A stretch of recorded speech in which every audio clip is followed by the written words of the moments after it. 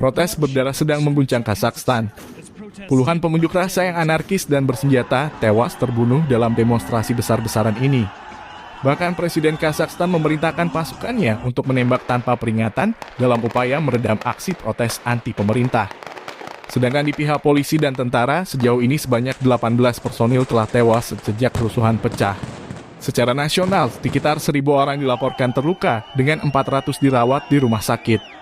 Lebih dari 3.000 orang telah ditangkap menurut Kementerian Dalam Negeri Kazakhstan. Pada tanggal 4 Januari 2022, Presiden Kassym-Jomart Tokayev menerbitkan dekret presiden yang menyatakan negara Kazakhstan dalam keadaan darurat atau emergency state. Dan pada hari berikutnya, Tokayev mengatakan dalam sebuah pidato untuk rakyatnya bahwa dia telah mengajukan bantuan militer ke Organisasi Perjanjian Keamanan Kolektif CSTO yang dipimpin Rusia. Moskow pun mengirimkan pasukan penjaga perdamaian ke Kazakhstan segera setelah dimintai bantuan.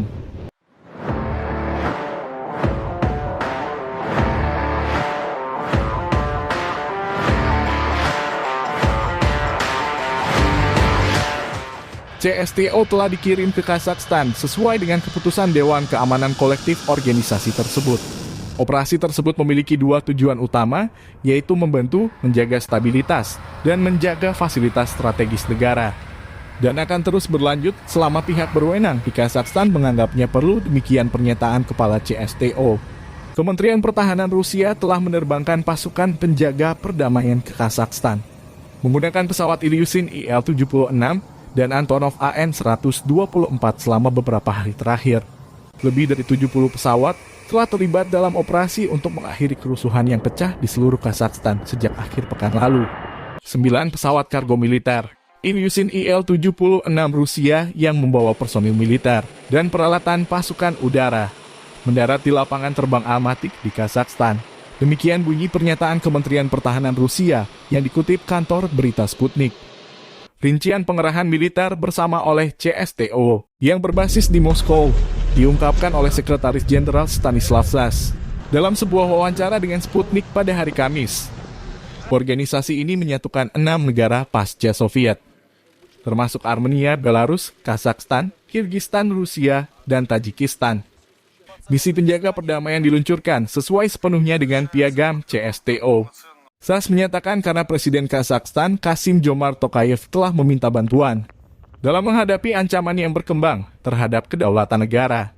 Setelah konsultasi darurat, sekutu sepakat bahwa peristiwa yang sedang berlangsung menimbulkan ancaman nyata bagi keamanan negara, stabilitas dan bahkan integritas teritorial, kata Zas. Tim pendahulu Rusia dan Belarusia telah tiba di Kazakhstan. Dengan pengerahan 2.500 pasukan udara dan operasi khusus diharapkan selesai pada Jumat malam.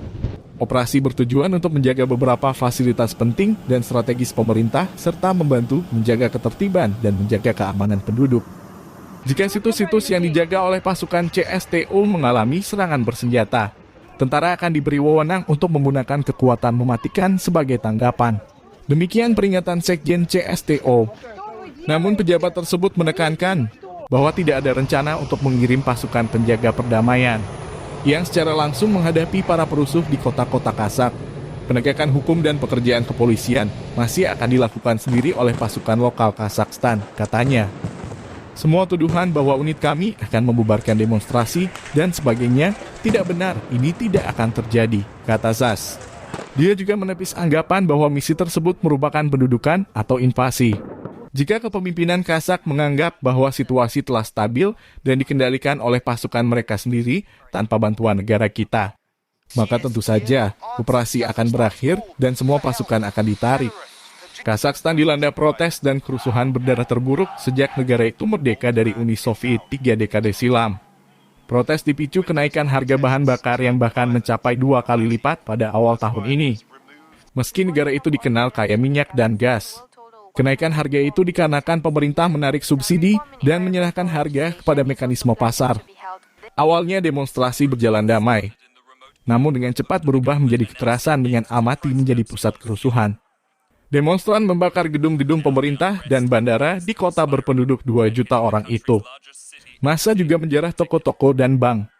Bahkan kantor polisi menjadi sasaran di seluruh Almaty.